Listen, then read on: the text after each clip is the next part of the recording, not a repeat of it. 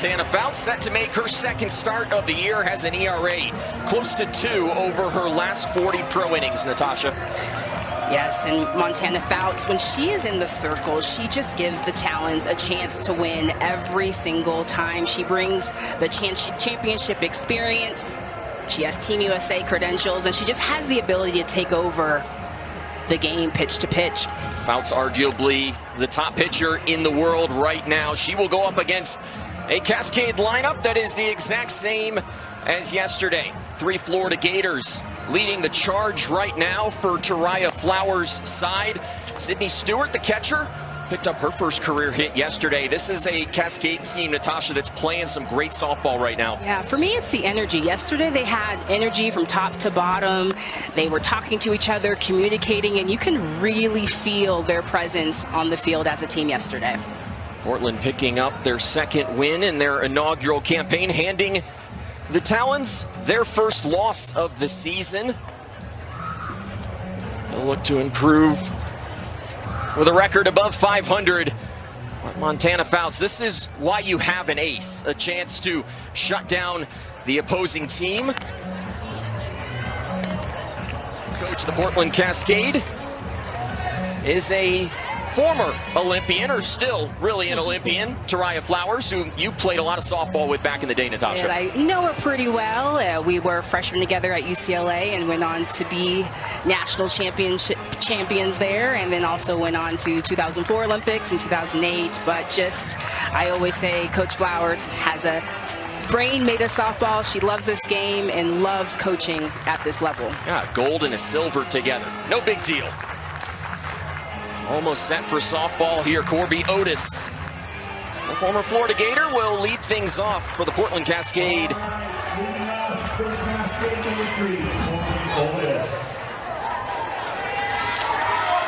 Montana Fouts is ready. Corby Otis is ready. Let's do it here in Utah. And our first pitch followed off by Corby Otis. Otis was hitless in game number 1. That came on the heels of back-to-back multi-hit performances in the final 2 games against the Blaze.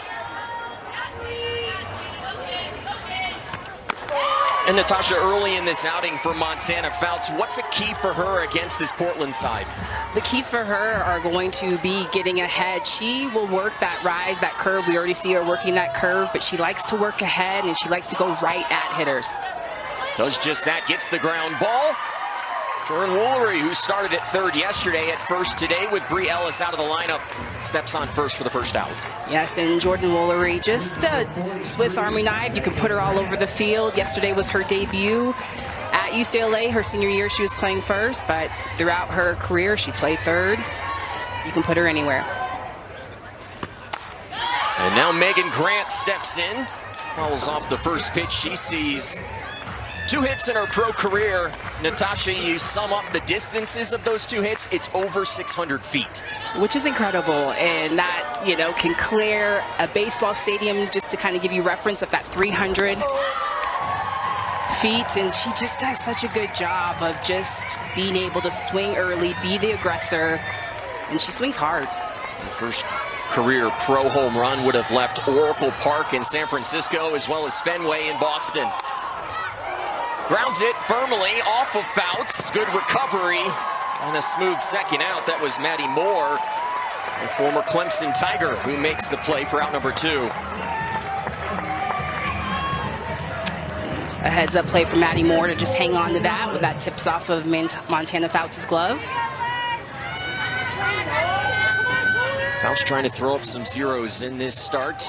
A vastly different looking Utah team than they looked even a day ago. Vidalis into the glove of Woolery, and a clean 1-2-3 inning for the nation's premier pitcher. Montana Fouts doing her thing early in Utah. Family Stadium, a different looking lineup. Aaliyah Andrews slides up into the leadoff spot. Jordan Woolery, who hit 6th yesterday, is hitting 2nd. A couple of key absences that we'll get into a little bit later on. And a couple of rookies making their debuts.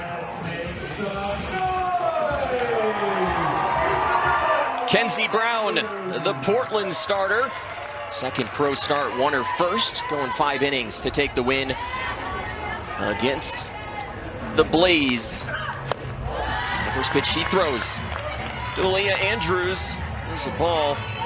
Kenzie Brown, one of the premier strikeout artists in the collegiate game, got off to a really nice start in her first pro start. Yeah, the rookie is one of the most reliable arms for Arizona State in her collegiate career. And just the Cascade, they're just so excited to have her, the potential that she has, and they're looking to her to be the future of the Cascade. And in her debut performance, she helped manage that first win against the Blaze, win their first franchise win.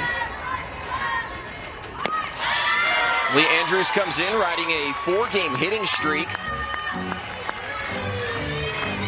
All singles from the lefty slapper.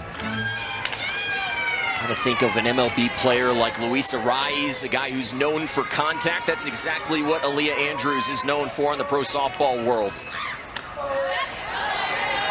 Yeah, and Aaliyah Andrews, she just does so many things so well. She does a lot of things off of her slap, running through the box. She can put down a drag bunt. She can do a hard slap. She can use the ground.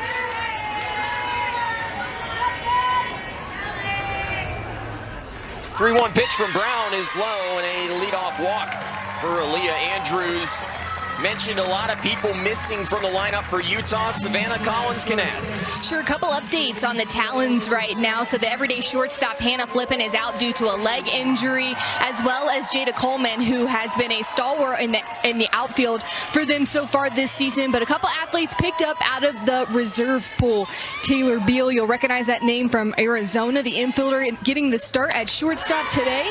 And Kaylee Wyckoff out of Arkansas in the DP slot. Both of them flew in this morning, took the first flights out that they could get. Beal coming from California, Wyckoff taking a cross-country flight from Florida. Talk about having to show and be ready to go. Yeah, let's just be glad the airlines were reliable. If you know, you know. Jordan Woolery quickly behind in the count, 0-2. 2 hits in her pro debut yesterday. Finished 2 for 3, nearly had an RBI.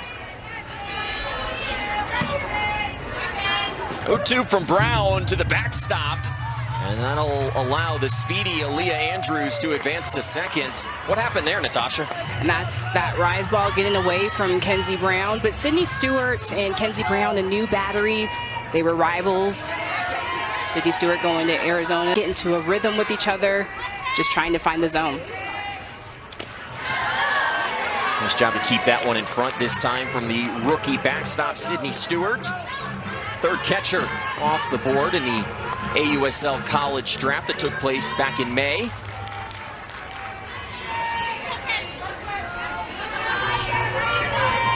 Chance for an RBI for Jordan Woolery.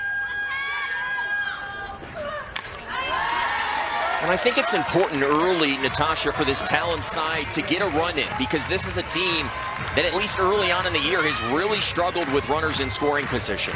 Yeah, they've always seemed to have finding a way to win, but they do it late in the game. So trying to be the aggressor earlier in the game is going to be beneficial for them, for sure.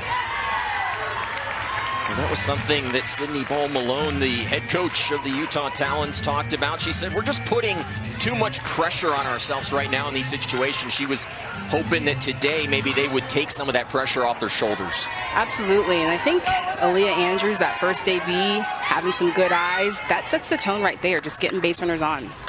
Woolery swings over the breaking ball, a first strikeout for Kenzie Brown, as Andrews stays put at second. And Kenzie Brown, you'll see her go to this changeup. What's so effective about it, she channels that with her curveball as well. This has been Jordan Woolery's first time facing a Kenzie Brown, and Kenzie Brown gets the strikeout. First pitch to Charlize Palacios. Third-year pro out of UCLA. Bracket catcher today has started 3 of the first 5 games at that critical spot for the Utah Talons. High on the 1-0, 2-0. And Kenzie Brown, she'll work her low rise and her high rise. You see there, that's her high rise. It's really difficult to differentiate the two, so looking low if you're a hitter In the dirt again, Stewart able to glove it. Stewart known as a very good defensive catcher. Mentioned she was the third catcher off the board in the college draft. Jocelyn Erickson was the top catcher. She had a 3-hit day today in Chicago. Reese Atwood, number 2, hit 2 home runs off of Nyjah Kennedy. And Natasha, that just speaks to the strength of this rookie class in the AUSL this year. It's off the charts, quite frankly. Yeah, they are coming out the gates, making an impact right away. Reese Atwood, Carlin Pickens, just going at it. 3-1, followed straight back. Palacios still trying to get it going at the plate. Just 1 hit through her first 4 games of the year. Was at DP yesterday. That's Aiken to the designated hitter role in Major League Baseball. A little bit more flexibility, though, with that position in softball than with the DH rule in the MLB. Payoff pitch. And that one will hurt off the front foot for Palacios, who's been a little bit banged up early on this year. Yeah, I was just like, I'm over here like grimacing over here because we've seen her take so many foul balls off of her foot, hit by pitches, just getting really banged up.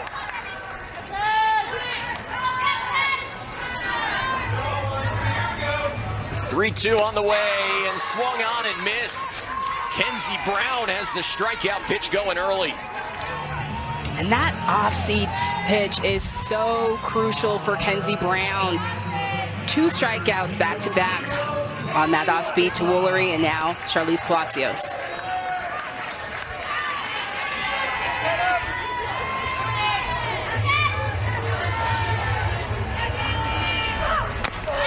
And that's a strike on the corner to Kaylee Wyckoff.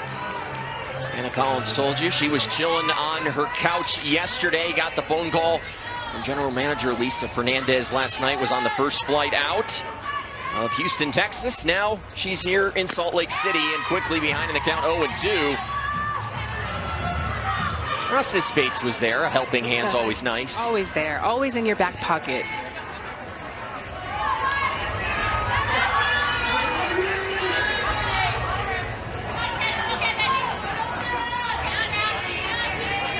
Oh, 2 for Brown. Ground ball, snares it. And a quick inning for the Cascade rookie. And by the way, blue gloves will be handed out at the end of the year as Montana Fouts throws her first ball of the game. As we make the call to the bullpen, AJ Andrews joins us here on MLB Network. And AJ, first question, how excited are you to see what the pro game has become? I am so excited. I think just like the rest of the world, because it only continues to get bigger and better. I think as we continue to showcase these women on different broadcasts, different media platforms, people are really able to see the talent that's on the field. And I think it's only going to continue to grow. I'm so proud of where softball has grown, that it's not stopping. This is a movement, not a moment. And I'm excited to watch the trajectory to keep going up. AJ, you have now been around the baseball world every day in your MLB reporting. What are you seeing in the baseball world when it comes to women's sports and softball right now? I just think that everyone is finally waking up to all the excitement that softball has, even just with the World Series. The coverage that we saw, it wasn't just from MLB, not just from ESPN. We saw things from John Boy Media, from Barstool. There's been so many people that have been so excited to follow softball from beginning all the way to back-to-back games in her pro career. And AJ, we talk about MLB's investment. They've done it heavily in softball. Why does this moment feel different than maybe previous attempts to grow the professional game? I think because we don't only just see the financial investment, but we have games on MLB Network. We get to turn on the TV, not just watch baseball, but also watch softball. But outside of just the broadcast, also on social media, also within bringing these women into different events, whether it is All-Star Game, whether it's sitting down having the conversations, learning more about their stories. There's so many different outlets and opportunities to learn about softball players. And it's the more exposure we see, the more we're able to continue to follow them, understand and love the game. Just like everybody that has always loved softball, bringing new fans into the mix. To me, it feels different because I feel like the investment from MLB, it is so strong, it is so vast, and it's only continuing to allow these women to play professionally and play the way that we deserve, and we feel like softball players deserve to be seen and be shown. So I know you've been tuning in to AUSL, and I know you've got family ties. We'll get into your little sis in a second, but what is impressing you the most when you're watching all of these games being televised? Just about the game. All the home runs. It seems like it hasn't. We can start there. When does it get? I don't know when it became normal to hit 42 home runs in a season. Okay, and it become a race. Who gets to break the record first? And so for me, I think it's been really cool to see how much power these women had. Not only are they hitting 42 home runs, but they're hitting 42 home runs, batting 400. Okay, and then but you still see like Torres, who is an all-around hitter, right? She can do the small game. She has speed. She also has power, a true triple threat. She's also was hitting 500. So for me, I think just the development and the talent that is within softball. And then you have the Megan Grants, who not only can break the home run record, but then is also hitting 313 feet, right? So she hit it out in Oracle Park and hit it out in Fenway. To me, this has just been so exciting. From College World Series on to professional softball, the momentum has not stopped. 8th pitch of the at-bat coming for Sierra Sacco Ferry. After Stewart led off the inning with a single, there will be a 9th pitch. And AJ, you talk about the three-tool player. You were known for your defense. You're still the first ever softball Gold Glove winner. Did you realize at the time how significant that moment was? At the time, I did, to be honest. It didn't really hit me as big as it could be, but throughout the days, I feel like I realized that me breaking that glass barrier and that glass ceiling truly opened the door. But the diving catches, I think, offense sells tickets, but defense wins games. And so would love to see all these young women be celebrated. And I'm selfishly hoping that, me and Aaliyah both have Gold Gloves. We can put them next to each other. It's for Gold Gloves. Oh, yes. I love that. How cool would that be? Quick change on the field. Kelly Torres comes on as a pinch runner. Mariah Flowers pulling the early lever as Cahalan quickly falls behind in the count 0-2. So AJ, just going back and talking about your Gold Glove, and when you're looking at all the young defenders today, what do you hope that this award continues to represent? I hope it continues to represent that women in sports are not only just as dominant, just as entertaining, just as good as the male athletes, but that we deserve what we're getting, and we deserve the time, we deserve the attention, we deserve the equity. I just think that women in sports are so exciting, and there's always this comparison, and it doesn't need to be. We are just dominant softball players, we're dominant baseball players, deserve the same amount of respect. The game is hard no matter who's playing it, and I think the Gold Glove is going to continue to showcase the talent that's on the field, whether it's man or woman, simply talent. And being able to go out and make these amazing plays is not an easy feat, no matter if you're playing baseball or softball. And I love to watch these women be celebrated the way that they deserve, because being able to be a pro and playing professionally is hard. You're playing against the top, most elite talent.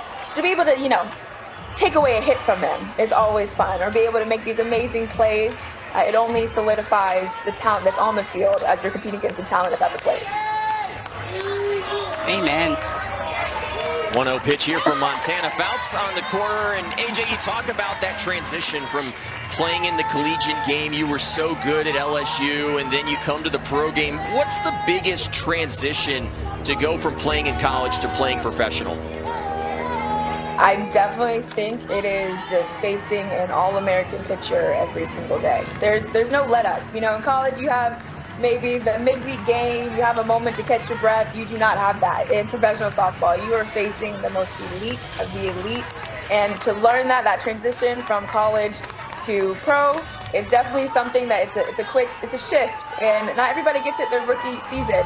But when you do get it, you get it. And so I think that we've seen a lot of these rookies already so far, really when or how you step on the field. Here's Fouts' 1-2, back to Fouts, she boots it, and the bases will be loaded here in the top of the second. A rare miscue for the second night in a row from this usually stout Talons defense.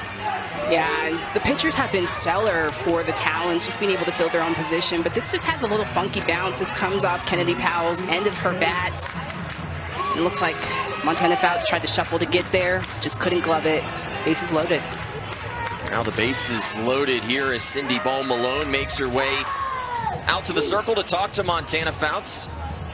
We've got the former All-American AJ Andrews here with us on MLB Network. And AJ, thinking about the plate right now, you've got the bases loaded, you're stepping up to the plate. What are you thinking about doing right now? If I'm stepping up to the plate, bases loaded, I'm definitely going to try to swing away. And I'm just trying to put the ball in play, trying to hit as hard as possible and see what we can do to shake things up. We get to 2 strikes, maybe go to a little more speed game to try to make the defense move a lot. But I think right now with there's only 1 out. Yeah, swing away, swing hard, hit it with the ball pitch. Talon's going to bring the infield in here with Sis Bates, the former Washington standout. Always been known for her glove, but already has a multi-hit performance this season. But quickly behind in the count here, 0-2 to Montana Fouts. Yeah, well, Sis Bates is up, and kind of similar to you, AJ, in the sense of, trying to get something to the green, bases loaded here. But we're going to switch. We're going to talk about your baby Sis. Let's do it. And the other night, she had a great catch against the Bandits. And so what has it been like watching your sister carve out her own path in softball? Oh, I'm so proud of her. I'm so proud of her. I love to say I talk about knows, but she's definitely she's definitely gone out and made her own way, her own path. She is Air Aaliyah, and I feel like she's made some of the most elite plays you'll ever see in your life. To me, this is ordinary watching her fly through the outfield, but I love to see everybody's reaction because the plays that she's making are not ordinary. And I think in our mentality is if it's close to us, it's getting caught. So she's definitely seeing that through no matter at what level she's at, college all the way to pro. That was a fantastic play a moment ago by Taylor Beal in her pro debut. Went to the ground, fired home, and got the lead runner. Yes, and Taylor Beal, she is just a defensive specialist. Keeping this ball in front of her, being able to get that out at home is huge. But she short hops it. Charlize Palacios, take a notice, she changes lanes and goes into the foul territory, still able to hold on to that ball. Did a nice job, too, of leaving that leading edge of the plate open. 2 outs, bases loaded. Montana Fouts trying to wiggle out of a major jam. Evens the count up at a ball and a strike to Kendra Falby, a great defensive center fielder. AJ, who's your favorite defensive outfielder in the game right now? Aaliyah Andrews. Easy answer. Yeah, didn't have to think about it. Absolutely Andrews. So were you guys always competitive growing up, you and Aaliyah? Honestly, no. I think maybe because we're further apart in years. We never played together. So we always missed each other by 1 year. So for me, it was always just supporting her, watching her go out and play, and hoping that she makes every catch possible, because I don't think there's a ball she thinks she can't make, or make a catch she can't make. And so for me, it's anytime I see it, I think I just read the ball differently in outfield. So I'm like, yeah, you got it, Aaliyah. You got it, Aaliyah. And the plays, I think people are like, oh no, that's definitely down. In my mind, I'm like, no, she's catching it. AJ, what was your reaction to watching some of those catches that your baby sis has made? Good. No, it's like, you get those balls, get those plays. You better make them. No, I think that it's been so fun to watch her. She truly is soaring through the air, and she looks like she's flying. So for me, I'm just always like, okay, hope you're okay. Because, when you land, if anybody makes those diving plays where you are truly parallel to the ground, it can be a hard landing, but she makes it look so graceful. Okay, before we get you off of here, I need one childhood story that perfectly sums up the Andrews family. Ooh, okay. Is softball or just? Softball, it could be you and Aaliyah. I think the first one that really comes to my mind, playing Little League, I was always one of the athletes that was really testing the defense and the pitchers, baiting the catcher to throw it. And I went to one of Aaliyah's games, and she had to have been like 6 or 7 at the time, really young. And she's on third base, and all you see is her jumping, trying to bait the catcher to throw to third base to get her out. And so for me, it was really cool to see the impact and how much she was watching me as she was playing, and for her to go out and not only is she stealing all these bases but making all these catches, but she had a permanent spot on SportsCenter for a long time. It was Oldsmar Little League where our softball careers began, and now we see so much of that talent being with pro softball. I don't know that we thought we would be able to take the game all the way to playing professionally, and so AUSL and MLB, the opportunities giving these women in sports and women in softball to have these bigger dreams, I think is amazing. Because now there's these little girls playing Little League that it's their goal to become the Caroline Jacobsons, the AJ, the Aaliyah Andrewses, and I think that's really cool. Kenzie Brown, one of those golden ticket recipients this year, pitching incredibly well. She's retired 5 of the first 6 batters she's faced. Kenzie Brown got her golden ticket earlier this year. Aaliyah, you got a chance to give some golden tickets out down in Gainesville. Yes, I did. I was able, it's okay, I know we like the mixed up because that's my fault. But I got to give out a golden ticket in Gainesville, and it was I got two golden tickets out in Gainesville. And it was so amazing because you get to see these women, their dreams come to life. And without those opportunities, you see, I don't know, you never saw that prior, where you could sit there and see, this is my dream being realized.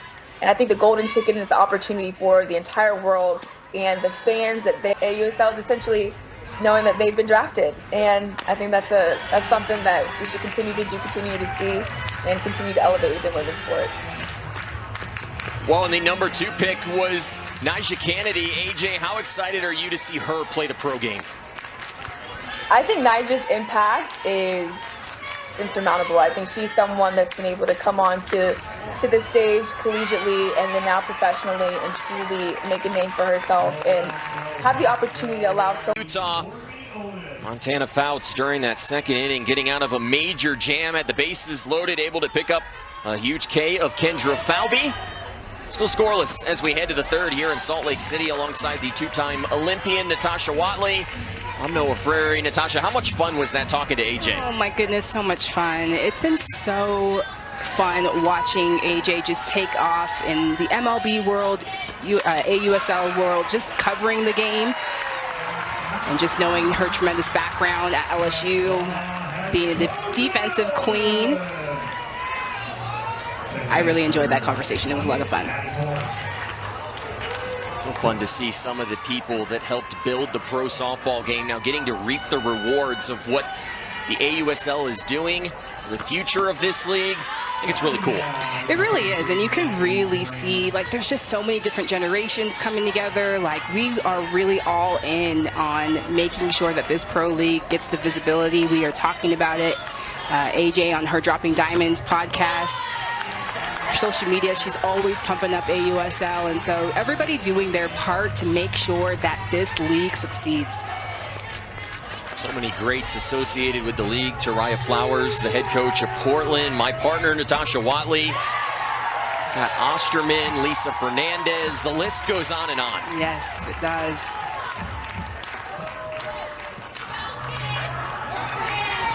Fouts trying to get through Megan Grant for a second time ahead in the count 1-2. And if you're the batter in this situation, what are you thinking down 1-2, Natasha? Right now, I just want to keep it simple. And obviously, we've got a big back in Megan Grant. And so if anybody's doing their homework, we know that she's been getting thrown inside a lot. So if I'm Megan Grant, I'm looking for something middle out, something looking for left center, something I could put left center. Instead, Fouts climbs the ladder. Grant swings through it. 2 quick outs in the inning here in the third. Actually never been there to the new stadium, so excited to be there. But just all of these teams in their home markets, having true fans here in Salt Lake City, all of the fans coming out and doing their cause.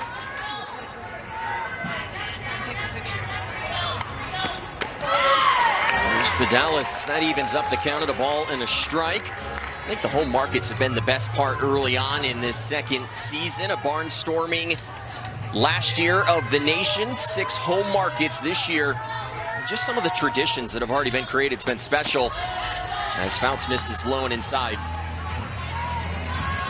Yeah, we weren't quite sure how being in the markets were going to be. Last year, just so much success traveling around the country and seeing how many people came out, sold out crowds, 24 sold out crowds last year. And so now all of these teams get to settle into their cities, connect with their communities. So it's been a lot of fun. Twos are wild here in the third. 2 balls, 2 strikes, 2 outs. Here's the pitch from Fouts. And Vidalis chops it to third. Across the diamond with a hop. And Jordan Woolery scoops it out of the dirt for the final out of mid-action. Sis, thanks for coming on. Oh my gosh, thanks for having me, guys. Let's do this thing. Go Cascade. Come on, Kens. Kenzie Brown has been rolling early on in this outing. She's retired 6 straight. Sis, what's impressed you with how some of these rookies, Kenzie Brown and others, have assimilated themselves to the pro game? Ooh, you're cutting in and out, but I did hear how the rookies are in the pro game. Yeah, what's impressed you? Are crushing it. Kenzie is so fierce on the mound. She has a lot of energy, and we know sister loves the energy. Yeah, I'm on tour. But yeah, they're crushing it. So fun to play with. Yeah, sis. Come on, Kenzie Brown. We're going to talk about your at-bat after this pitch. Okay. Yeah. Ooh, where's that missing? Ooh, baby. See you. Okay, sis, tell me how Montana Fouts looks. What were you thinking that last at-bat? Yeah. It's been a while since sisters swung through a rise ball like that. That was kind of crazy. But she looks good. She's my bestie. She's got some velo to her, and that first one obviously had some up break. That was crazy. But man, she's a fierce competitor. We are not friends when we are out here. That's for sure. So where are you looking when you're facing her? Yes! Yes! Sweet. Ooh, boy, that had some zip, baby. Whoa. So sis, what are you looking when you're facing Montana Fouts? Yeah, man, you gotta pick a side. I don't want that up ball. Right. So I am trying to see a ball down in the zone and picking a side. But her ball does have some uptick to it. So trying to see the top of that thing. And if I can't see it, I'm not sending it. Come on! Come on! Yeah! Yes! Powell near the netting makes the catch. And sis, you've always been known as an incredible defender. Talk about your pre-pitch routine in terms of getting into defensive positioning. Man, I missed you a little bit, but defensive positioning? Yeah, what is your routine to get set before a pitch comes? Oh man, I'm missing you. But we do a lot of scouting. Yeah, Kens! We look at 6-4-3s. I like to know hitters' sprays, kind of their tendencies, and comparing that to a pitcher's spray. Kind of making a decision if we're going to play to a pitcher's field. Tor! If we're going to play to a pitcher's field or to a hitter's field.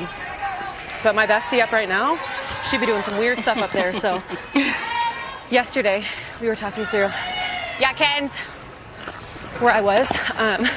She hit a line drive in the 3-4 hole and it was off speed, so I was shaded there. She said she hit it and she turned and I caught it and she was like, what are you doing right there?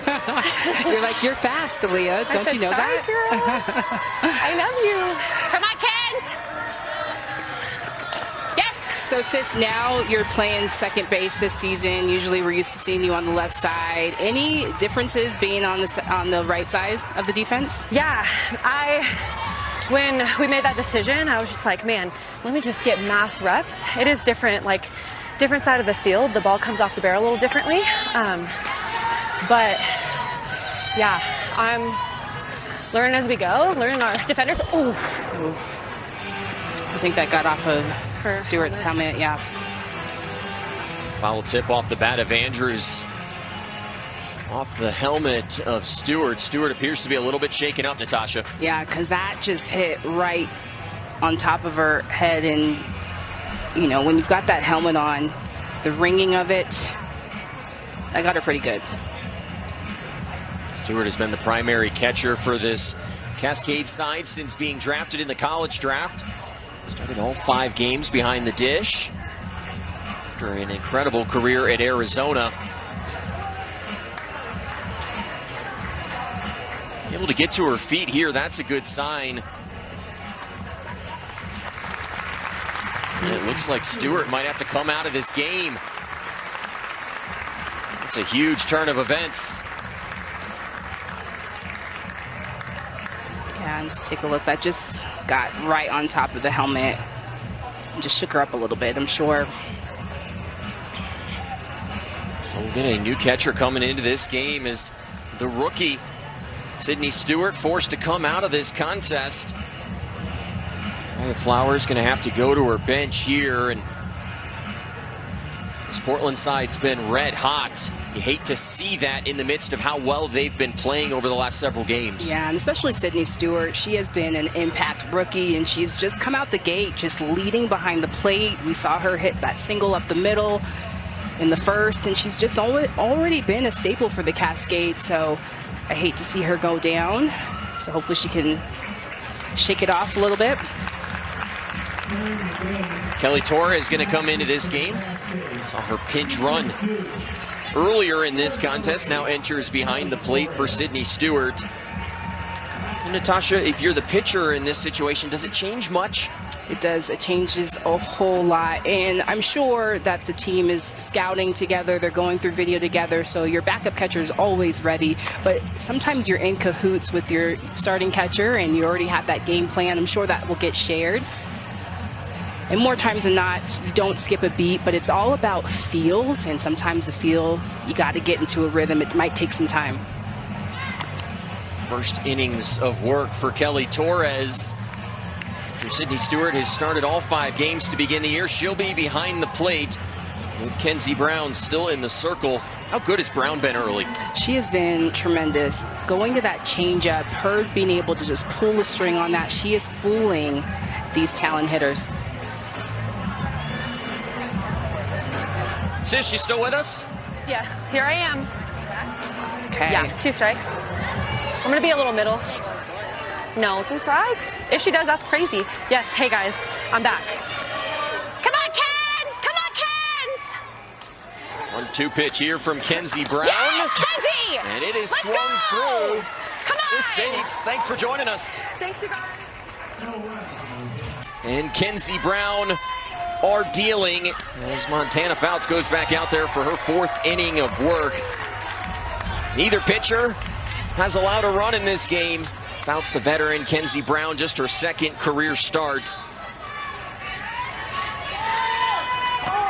Alongside the 2-time Olympian, Natasha Watley, I'm Noah Frary. Savannah Collins is with us as well. And Natasha, if you're Fouts, you're just going out there and trying to do your thing right now with Kenzie Brown putting up a nice show for the away team. Yeah, we've got ourselves a little rubber match here, and Montana Fouts is, you know, very characteristic on what we know of her, just going right at these hitters. We got the inside from Sis Bates that her ball is jumping, it's moving. And then on the other side, Kenzie Brown just dealing as well, and so I am loving this matchup. Torres works underneath it, deep left field. Alchin makes the catch for out number 1. Cascade were just 1 for 8 against Montana Fouts the first time through the order as she continues to roll. Just 56 pitches so far in this game as Sierra Sacco Ferry, her teammate from a year ago, steps into the left-handed batter's box.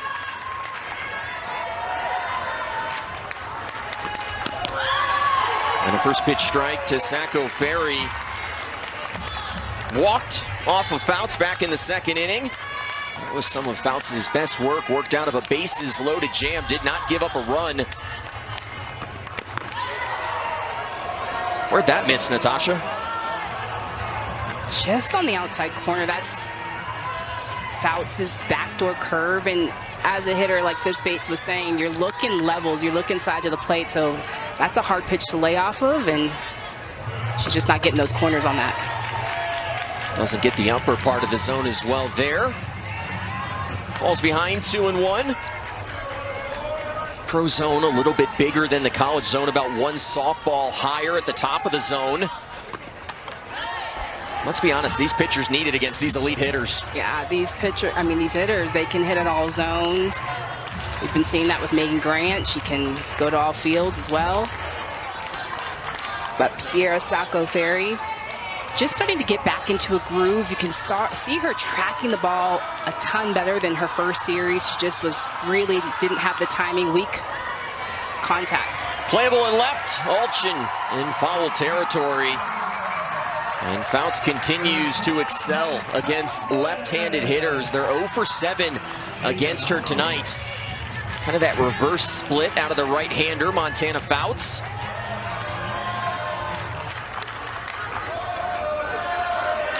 So with 2 down here in the top of the 4th, that brings up the rookie Kinley Cahalan. Popped out to short in her first plate appearance and swings through the first pitch from the right-hander, Montana Fouts.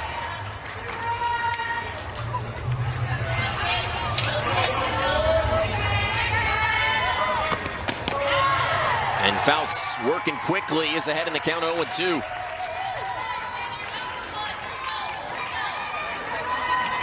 Cahalan started her career at Alabama, finished it at Florida.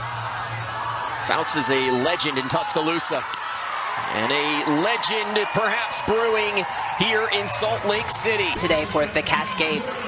Kenzie Brown has retired 9 straight batters since Aaliyah Andrews led off this game with a walk all the way back in the first inning. She works in the home half of the 4th, facing Jordan Woolery. These two, Brown and Woolery, were each starring in the collegiate game a season ago. Brown was at Arizona State, Woolery at UCLA. Would have been a former Pac-12 matchup, but not anymore. That would have been a stellar matchup. And so, yeah, I asked Woolery, have you ever faced Brown? She said, I haven't faced her yet. I'm excited for the challenge. Her stuff looks wicked. There's the 2-0 from Brown, who has 5 strikeouts on the day. I'm joined in the booth by 4-time All-American Natasha Watley. One of the forerunners of this sport. Woolery shoots that one foul. And Natasha, we've asked several of our guests already how much it means to have this pro softball league for you, someone who played in the darkness for so many years. How exciting is this to see the AUSL now here being played? It actually feels unreal. Like every single time we come to the ballpark, Noah, I am pinching myself because the stands are packed. It's just a professional product. The athletes, the competition, just everything is just really at the right time, all coming together. And I just, we've seen so many iterations of pro leagues and trying to make this thing happen. But for once, it feels like this is the time. Called on the corner, the rookie Buckles. Jordan Woolery, 6 strikeouts now for Kenzie Brown. And again, that's this off speed that we talked about. Woolery struck out on this on her first at bat. Kenzie Brown goes to it again and gets another strikeout against Jordan Woolery. First pitch swinging, Palacios up the middle, Bates gloved it, but couldn't get the throw off. And that will be the first hit allowed by the rookie Kenzie Brown. A nice job by Palacios to ambush that first pitch. And Charlize Palacios hunting that curveball, attacking early in the account. This is on that outer half. But check out Sis Bates, just even being able to get to that ball, but looks like she just wasn't able to come up with that throw. Charlize Palacios standing on first. That ended a streak of 10 straight retired batters for the rookie Kenzie Brown. What a start to her pro career. Picked up her first win against the Blaze. That was the first win in Portland Cascade history on Thursday. Pitching well here in her second pro start. Kaylee Wyckoff making her first pro start after she was called up from the reserve athlete pool overnight.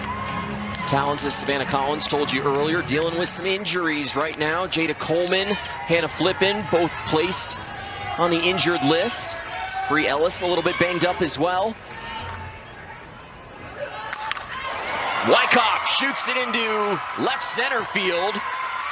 Falvey got a good read on it, makes the catch in the gap for allowed out number 2. And that's pretty much the hardest hit ball that we've seen, besides Charlize Palacios' hit up the middle, but Kylie Wyckoff just getting that rise ball, getting that barrel there. Does it feel like the batters are starting to figure Brown out a little bit more? Maybe getting their timing down, but that changeup, that's her equalizer right there.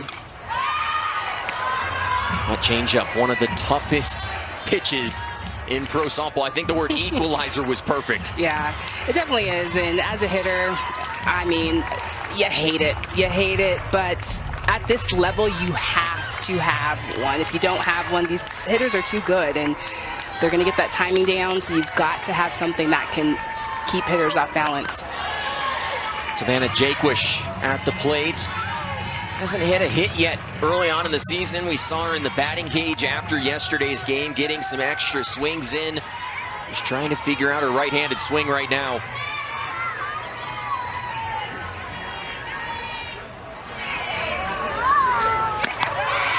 That's a nice pitch right there from Brown. Yeah, when we saw her in the cage, there was just so much relatability there. She had a tough day yesterday at the plate. She just hasn't been seeing it. And when you're just trying to get into a groove and just watching her from afar, just trying to stay in there and hang in there and get a good feel.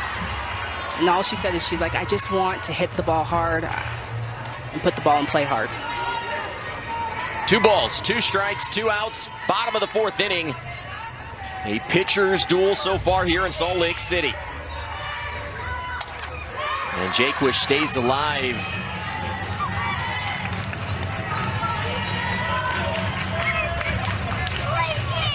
Natasha, you'd have to imagine the more pitches that Jaquish sees off of Brown, the chances of doing something good probably go up. Absolutely, and that's what you're trying to do, is see as many pitches as you can. 2-2 again to the backstop as Brown turned to the rise ball. We've seen her do that a couple of times in this outing. That will allow Charlize Palacios to advance to second. So a runner in scoring position. Talons 0 for 3 with runners in scoring position today. Payoff pitch, and that hit her. Kenzie Brown asking if maybe she was outside of the batter's box. And could we see a challenge here? For the moment, it's a hit by pitch. That will put Jaquish at first base as Taraya Flowers is out of the dugout talking to our home plate umpire, Carlos Guzman. And what she's asking for is seeing if Savannah Jaquish turned into that. As a hitter, you're supposed to try to attempt to get out the way. So another chance with a runner in scoring position for Caroline Jacobson. Swings through the first pitch from Brown. Natasha, does your heart rate pick up a little bit in these spots? Yes, I love this. Like, especially when there's pitcher duels, you're just trying to make the adjustments. You're trying to figure out a pitcher. The more times you get looks at her, just trying to switch things up. I guess the fascinating thing, I get your point, that normally is how things play out, but in the AUSL this year, it feels like the deeper we get in games, the better the pitchers have been.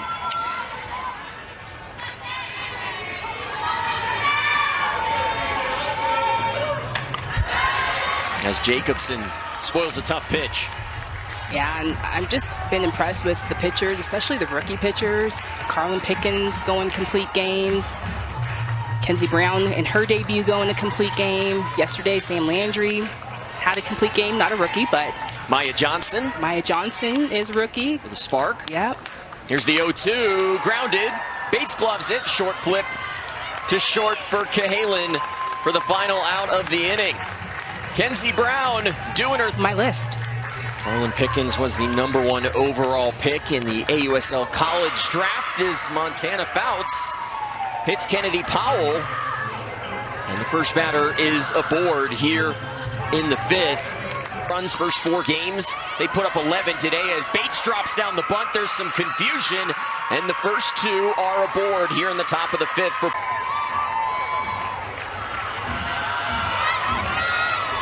And you just gotta love it. This is my kind of ball. Sis Bates just knows she has a job to do. She squares traditionally. She doesn't even move through the box, making sure she gets on top of that Montana Fouts rise ball. This ball is placed perfectly. Runners on first and second for the Cascade. And now the bunts continue. Some small ball here in the fifth as Falby is retired. But multiple runners in scoring position now for Portland as we go down to the field to Savannah. But what's at play right now are some things that Cascade head coach Tariah Flowers has given her team to focus on. Yesterday, they only had 4 hits, but they were 8 for 17 in advancement opportunities. It's because they can do things like that, the small ball. She says she would like to see this offense adjust a little bit quicker to the pitches that they're seeing, but she can tell that they're seeing the ball well. She'd like to see some clutch hits start to come into play, but they have been prepared. She's looking for them to capitalize on big opportunities like you got right now for Corby Otis. Yeah, big spot for Otis, who's been one of the best hitters for Portland early on this year. Yeah, timely hitting, moving runners, doing the small things. I love playing small ball, just moving a runner 60 feet, setting it up, especially knowing the top of your order. Corby Otis, she hits the ball hard. That's how you manufacture runs. Hey, as we've already seen in this inning, you put the ball in play and suddenly some really interesting things can happen. Yes, and again, just putting the ball in play, putting pressure, making the Talons have to make the plays.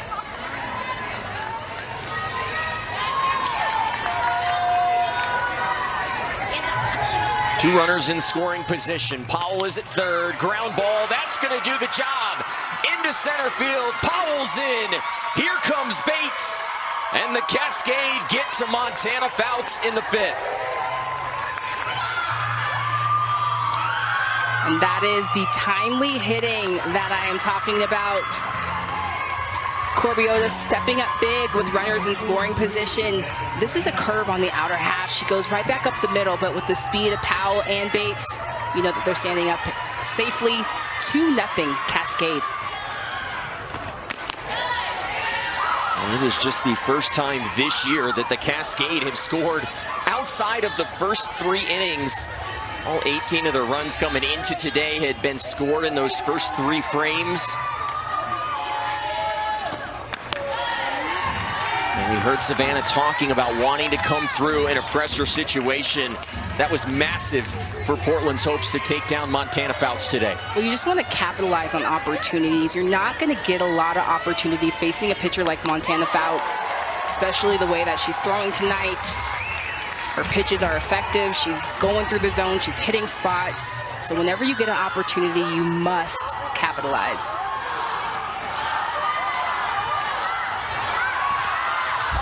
As Grant follows one back to the netting on the 1-2 pitch. And likewise for Fouts, the end of a 13 2/3 inning scoreless streak dating back to that first inning of her first start against the Bandits this year.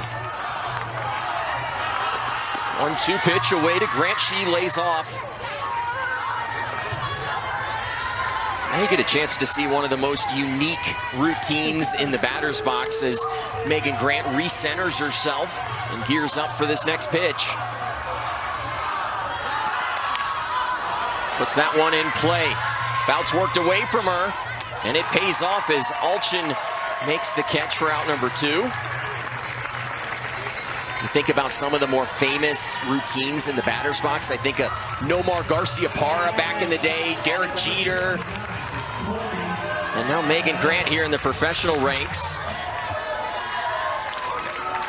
And it's so important for athletes to have your routine, know where you need to be, know what you need to do. That's the thing that you focus on when you're an athlete and you have a routine. It takes away pressure, especially when you're coming up to the box. I'm just focusing on my routine.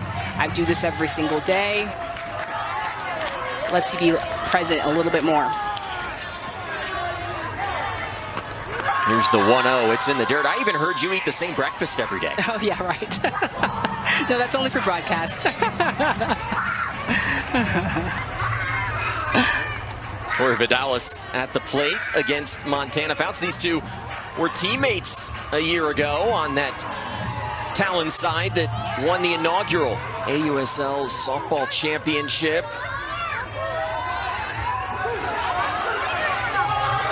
Trying to get the better of her former teammate. Here's the 2-0. Underneath it. Might be playable near the netting. Woolery has it kick off the butt of the glove. Gave it a good look, but just couldn't hang on to it. And just this gets lost in the sun for Jordan Woolery. She was able to find the fence, find the netting, but she's facing the sun there, so that's just a hard ball to hold on to.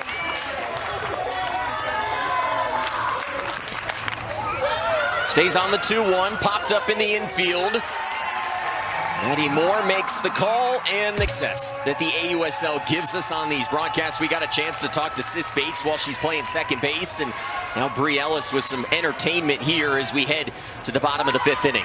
Yeah, that's my favorite thing, is just to be able to get inside the heads of the athletes, just kind of get down on the ground, hear what's going on in the dugout, the focus, trying to break up the no-hitter, all the good stuff. Bree Ellis has been one of the hottest hitters in the AUSL early on this season, though out of the lineup today. Cindy Ball-Malone told me before the game she is considered day-to-day. There was perhaps situations that we could see her tonight, as Olchin lays off a tough pitch. A ball and a strike to Jadlyn Olchin. One of the best stories in this league. Started in the reserve player pool a year ago. Got a chance to play for the Talons.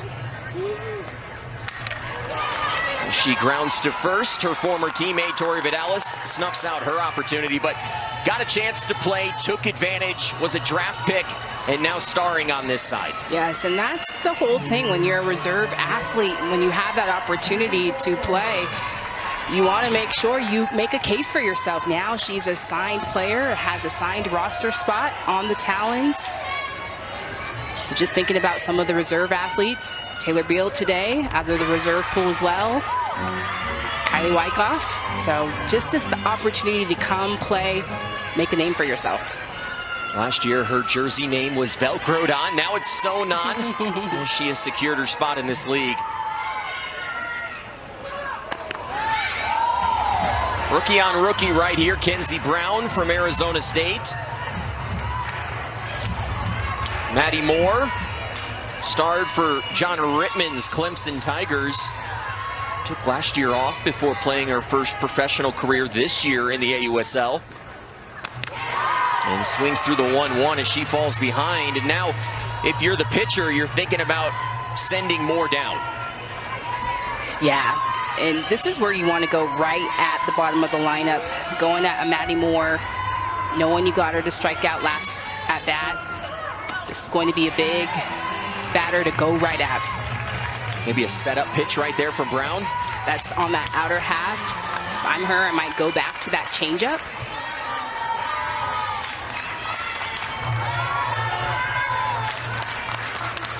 Two-2 pitch from Kenzie Brown, and Moore was right on that pitch, fouled it straight back.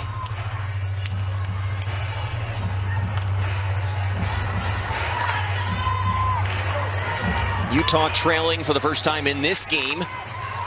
After the Cascade got to Montana Fouts in the top of the 5th inning. Trying to get a runner on base against Kenzie Brown. 2-2. A check to first, no swing.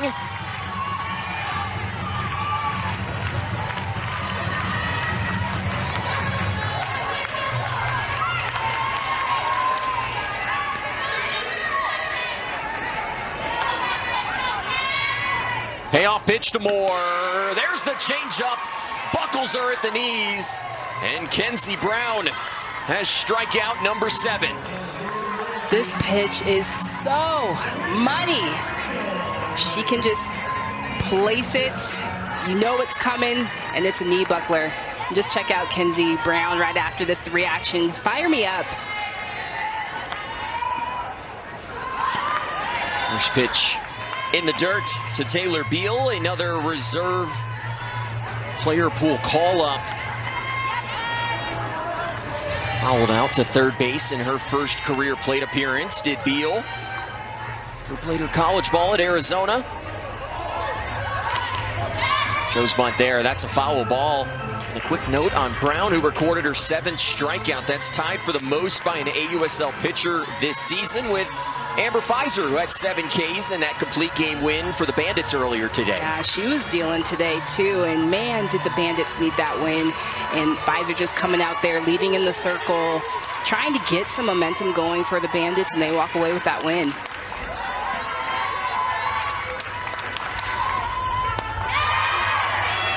Jenny Dalton-Hill, the general manager of that Bandit side, was on the broadcast earlier today and said that that team had a 3.5-hour meeting yesterday as they tried to regroup off of an 0-4 start. They were in that championship series a year ago. As an athlete, we have all been there when things just aren't going your way, and when you have to come together, you have those kumbayas, and they can be such a difference. You can speak your voice, speak your mind, hear where other athletes are coming from, and sometimes those are the difference. Like, those are the things that you look back at a season. It's like when you came together as a team, that's when our season changed. Another near knee buckler. Beal did everything she could to lay off. Just work the count even. 2 balls, 2 strikes, 2 outs. Bottom of the 5th inning here in Salt Lake City. And Kenzie Brown has her 8th strikeout, the most by an AUSL pitcher. One like Lisa Fernandez, many in softball know her as the GOAT. Working with Montana Fouts down in the pen. Yeah, she definitely is the GOAT, and I can definitely say she absolutely did that every single inning she took the mound. And when you talk about routines, that is something that she built a foundation on, is just knowing how far her stride was. But when I saw that clip, it literally gave me chills. Just, this is information she's getting from her GM, and that is the greatest of all time in our sport. And Montana Fouts just taking it all in, and I love seeing that. There's the 1-1 from Montana Fouts, gets the ground ball. Looking for a shutdown inning here after giving up 2 in the top of the 5th as we go down to Savannah. And we saw Montana Fouts do that exact tip today before her first pitch. You can see that area in the front part of the circle is dusted off because she's been measuring that out. It's cool to see for Lisa Fernandez. It was 8 steps, the big stride Montana Fouts has. But being around Montana on the day-to-day, the one thing I can say is that she is so open to feedback. Every time she comes into the dugout, she's constantly communicating with her catcher. You can see how she's so open to learn. So even being one of the best pitchers in the game right now, she's always looking for a new way to have an edge.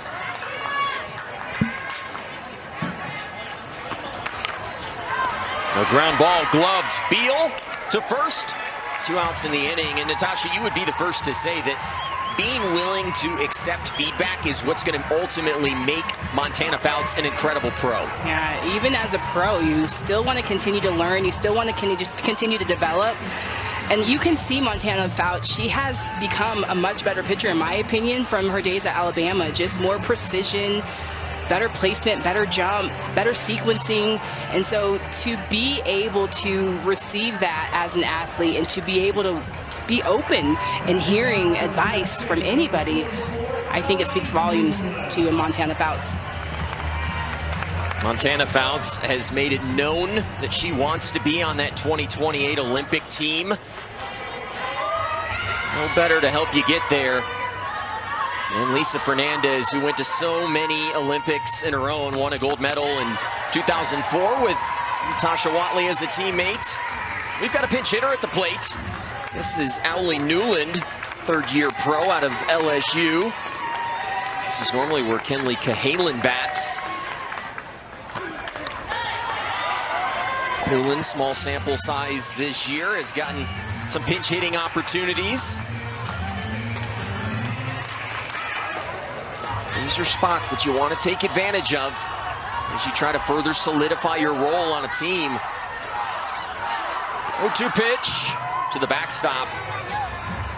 Yeah, Coach Flowers has really liked how Allie Newland came into preseason camp. Just says she's such a professional hitter. The way she talks the game, talks through her at-bats, the adjustments that she makes from at-bat to at-bat. So she's been liking having the opportunity to call her first off the bench to be her pinch hitter.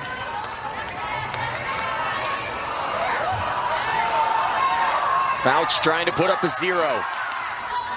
Newland, long run, and the catch made by the rookie Taylor Beal. She went a long way, makes the catch for the final out of the inning. Yes, and remember in that top of the 5th, that all started with the Kennedy Powell hit by pitch, but 2 back-to-back bunts, a bunt single from Sis Bates, and then a sacrifice bunt from Falby, setting it all up for Corby Otis.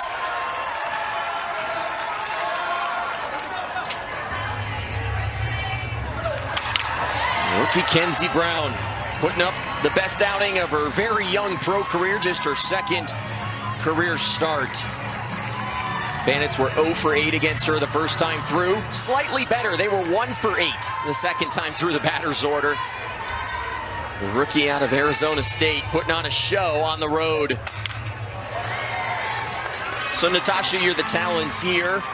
Maybe starting to get a little bit late early. You've got 6 outs remaining. What do you need to see from them? Definitely harder contact, putting the ball in play, making better decisions at the plate. They're guessing a lot. Kenzie Brown has kept them off balance with that changeup. So when she's throwing that hard, I'm sitting something hard. I want to hit something hard when she throws hard. Andrews working one the other way. It'll drop.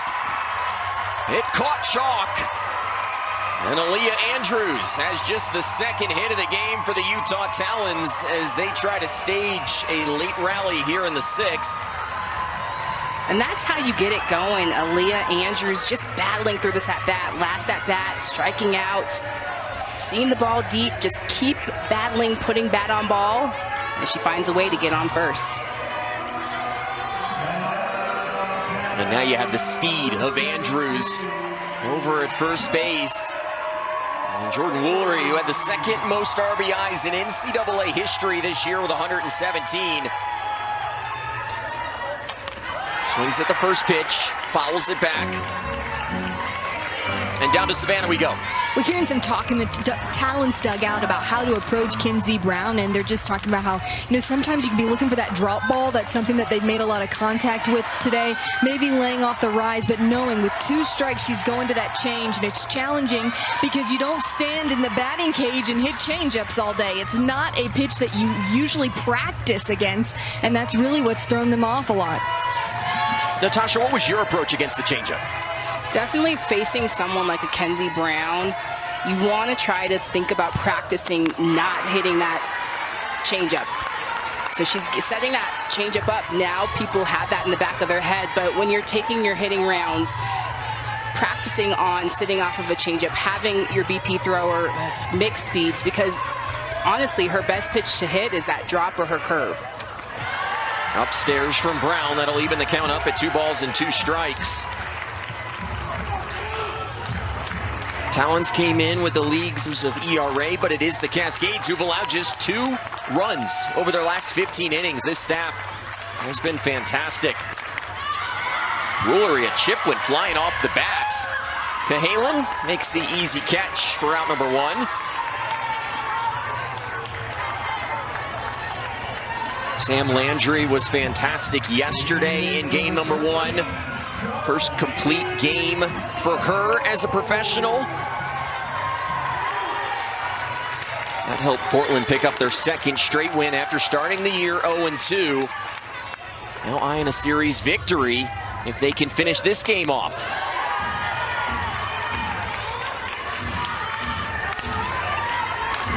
There's Sam Landry, still working hard. Maybe charting some pitches over in the dugout, trying to help out her rookie.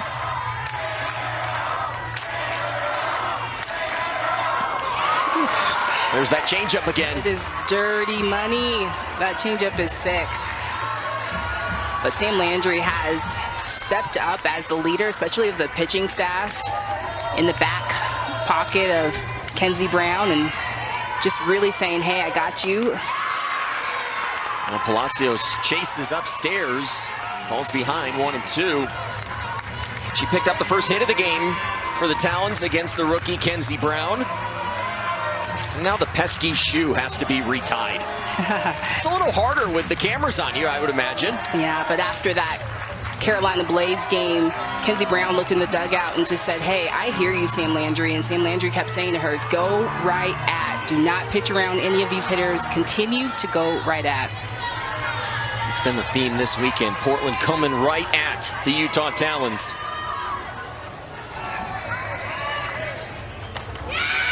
Just high.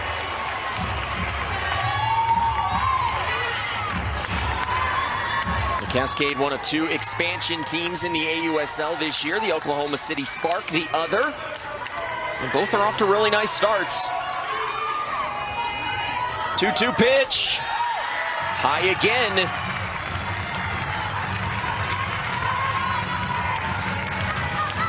Talons trying to give this home crowd something to be excited about. Kenzie Brown's kept them quiet for most of this game. Palacios hits it a long way. One hops the wall. Here comes Andrews. No throw, and the Talons are on the board here in the 6th. As Charlize Palacios comes through with an RBI double.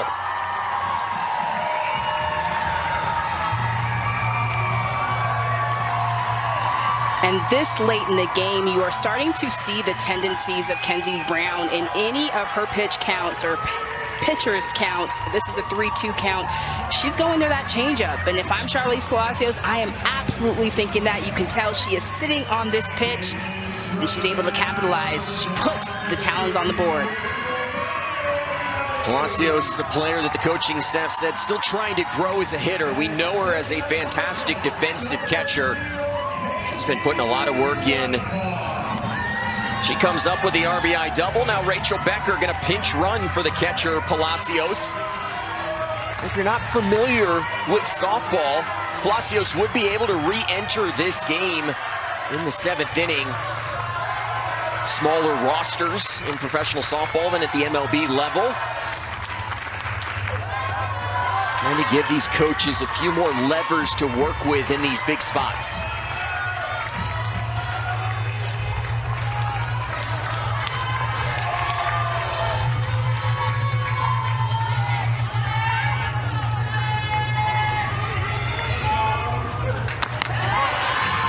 Now the rookie Wyckoff with a chance to tie this game. Tying run is at 2nd. And for the Talons, the monkey off their back. That RBI double, the score for Andrews, snapping an 11-inning scoreless streak for the Talons. 2-0 low, 3-0. You don't green light her here, do you, partner? I definitely would. I would not green light her. I would red light her here. I would make her throw me a strike.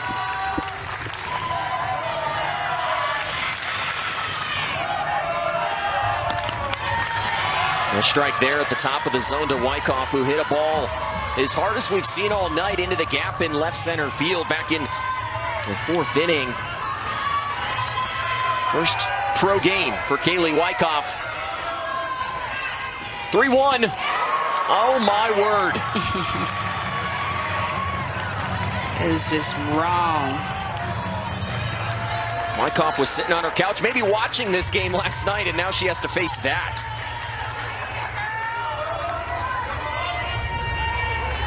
Three-two pitch off the corner, and the rookie is on base.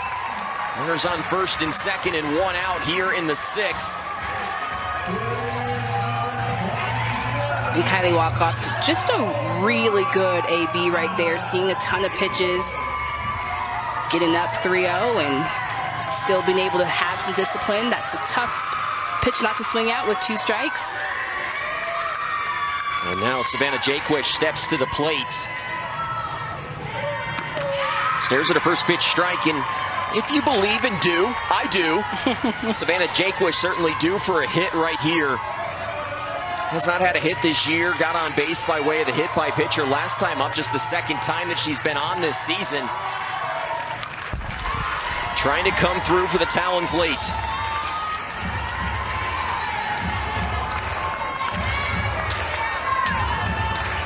Utah 0 for 4 tonight with runners in scoring position. Brown holding opponents to 163 early in her pro career. 0-2. Jake was able to stay alive. And these are those moments. We saw Jake Wish in the batting cage yesterday after the game, but these are the moments that you want to be in. Just trying to battle, trying to find a good pitch to hip. Tying run at second. Able to lay off. Wanted to go around.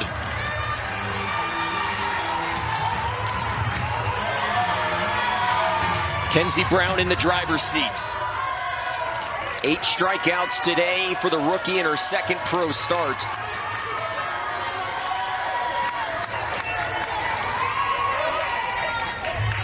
Here comes the 1-2, just off the corner.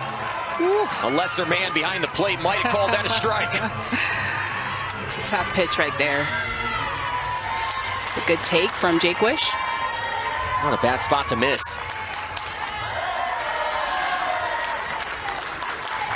2-2 pitch. Jake Wish grounds it to first. Vidalis boots it. The bases were going to be loaded. Now there's a tag at the plate. Becker's out. And a miscue from Rachel Becker. Both runners are going to advance to second and third, but the Talons cost themselves here in the 6th. And Tori Vidalis on this ball just takes her away from first base. So she's in her head thinking that she's going to try to get that force out at second, but heads up play from Vidalis to be able to get that ball over to third, get that ball into the hands of Kennedy Powell. But just take a look at Rachel Becker. She's looking at her third base coach, just trying to see where the ball is. But as an athlete, you should always try to pick up the ball on your own and see where that is on the infield. It's a big out for the Cascade. It would have been bases loaded with 1 out. Instead, runners on second and third with 2 outs. A chance for Caroline Jacobson to come through. Starting right fielder a year ago for Utah during their championship run. This year, she's been in and out of the lineup. A chance to come through here.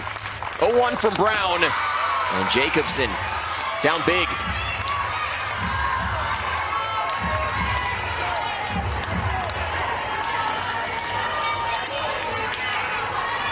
For Jake Wish, ruled out a fielder's choice and an error on Vidalis. 0-2, Jacobson can't catch up with the high heat as Kenzie Brown lets out. Line for the win. Montana Fouts back out there for her 7th inning of work. She's thrown 91 pitches now in this game. Trying to put up a 0 and hope her offense can do what they do in the bottom of the 7th inning. Yes, Montana Fouts and Kenzie Brown just going tick for tack. But the difference on that matchup is the 9 strikeouts. The Talons just having a hard time figuring out a Kenzie Brown. Kennedy Powell at the plate, 0 for 1 today. That's a strike for Fouts to get ahead in the count. And partner, we should have known it. These two teams came in with the best ERAs in the league. What else did we expect? I know. I love me a rubber match. This is fantastic. Fantastic softball. Regardless of the result of this game, the one thing that we know, we're going to get to see Game 3 tomorrow. Will the Portland Cascade be going for the sweep? Or will the Talons try to force a Game 3 as Powell sends it back to the netting? I have to imagine in this situation, if you're Portland, you'd love to get some insurance runs with the Talons due up in the bottom of the inning. On the corner, called strike 3. Powell down looking as Montana Fouts picks up the first out here in the top of the 7th. And that's a tough one right there. That ball has not been called all night. That is a backdoor curve a little bit off the plate, but gets Kennedy Powell looking. And you would know that as a hitter going up to the plate, what pitches have and haven't been called, correct? Especially now that the lineup has gone through about 3 times and you've got a good feel for what the umpire zone is, and so you can start to eliminate pitches, and so that hasn't been called a strike all night.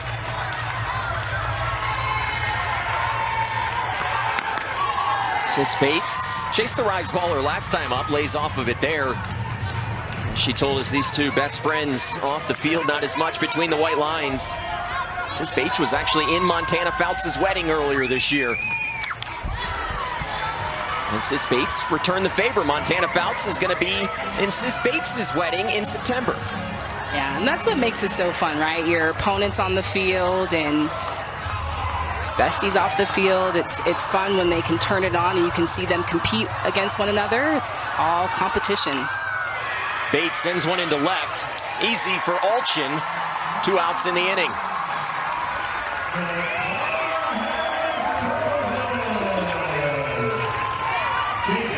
If you're a Talons fan looking ahead to the bottom of the 7th inning, bottom 3 in the order, Alchin, Moore, and Beal, barring any pinch hitters. They'd love to get back to the top of the order. Falvey attacking the first pitch.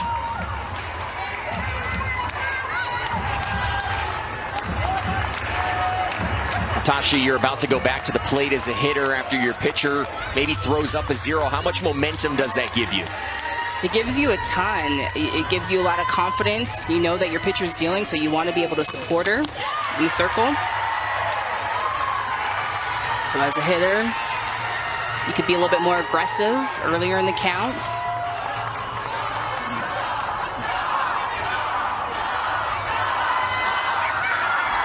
Oh, 2 pitch from Montana Fouts, bounces.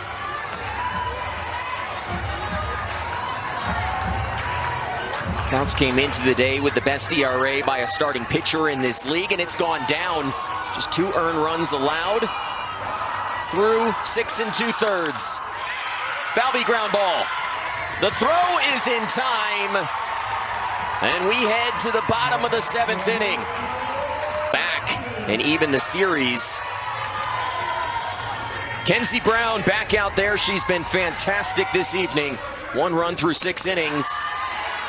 And the first pitch she throws to the 7-hole hitter. Jadlyn Alchin is a ball. Alchin 0 for 2 today with a couple of weak ground balls to first base. Trying to get aboard. And she will. A clean single through the right side. And there could be a rally abreast here in the bottom of the 7th inning.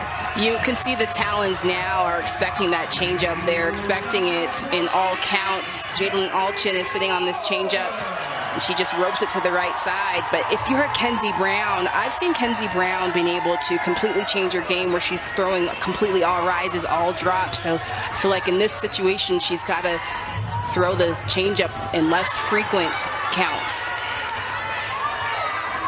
And if you look at the pitch count and you say, man, that's a lot for Brown, 114 today. She threw over 100 pitches in 14 of her 36 outings during the collegiate season.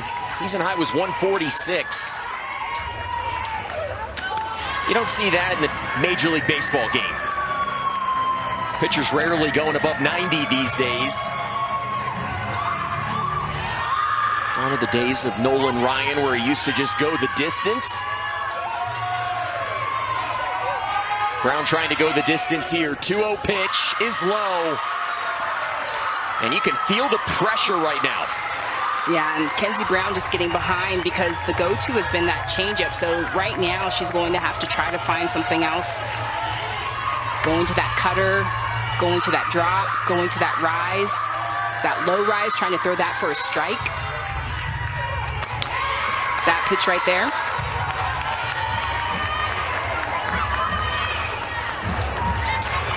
You watch that pitch right down Broadway as a hitter. What are you thinking now, Natasha?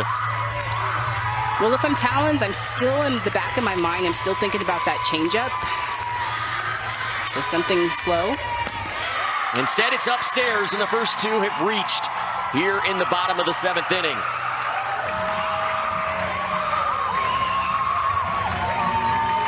Maddie Moore works the walk. Kenzie Brown has not been in much trouble today.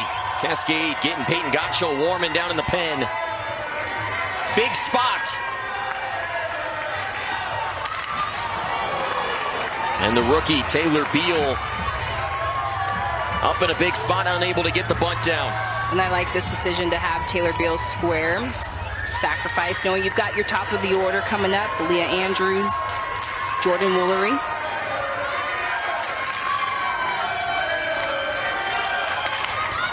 Beal can't get it down again. What's going wrong on the bunt attempt? Her bat barrel's behind her, and especially in these moments, you know that you want to sacrifice yourself. So just go ahead, square, get your bat barrel out there, thinking from the top of the zone, working your way down. She's just getting her bat head out too late. That's low.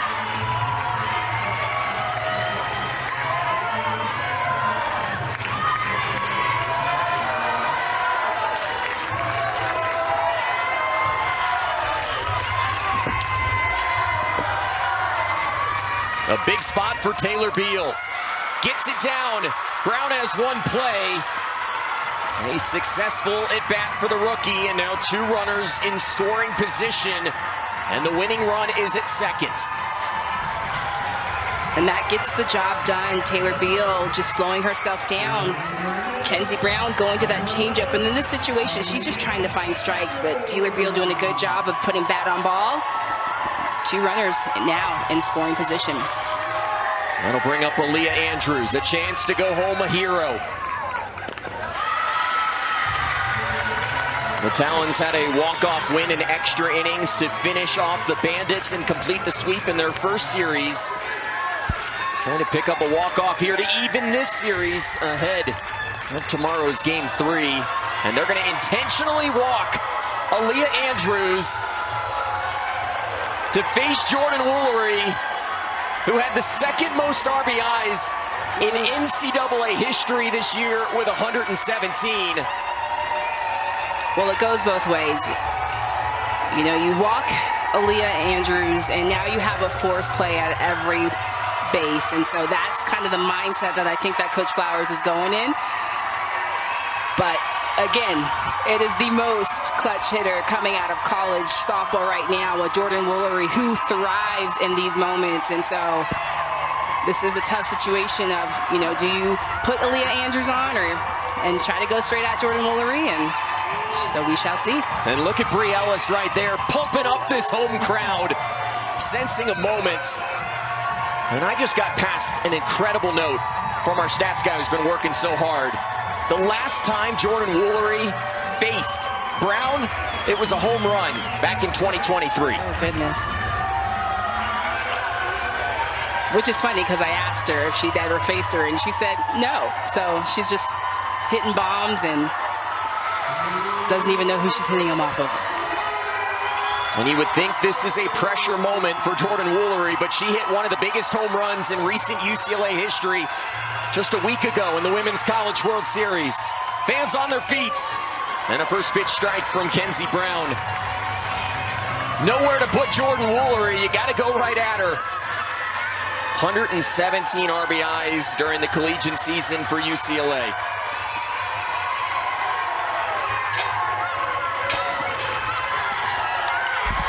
Fouled straight back behind in the count, 0-2. And now if you're Brown, you've got to use Woolery's aggressiveness against her, right? Right, so you got to work around the zone. Maybe going to that cutter. Maybe not going to that changeup yet. Dangerous pitch for the rookie Brown. And Woolery cuts through it. This time, it's Brown, and there are two down in the bottom of the 7th inning. And this is a clutch pitch. This is Kenzie Brown going to that rise on the outer half. This is her low rise. And check out her react. She is pumped because she knows how big of an out that was. And Brown starts Charlize Palacios off with a first pitch strike. The Talons have one run tonight. It was courtesy of Palacios, who hit a double back in the 6th inning to get to Brown for the first time. 0-1, fouled back, and the Talons down to their final strike.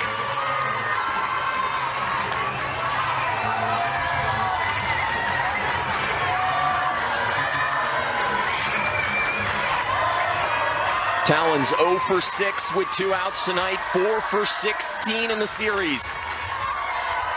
0-2 pitch, sky high in the infield. Sis Bates is under it, and the Cascade have won their first series in franchise history.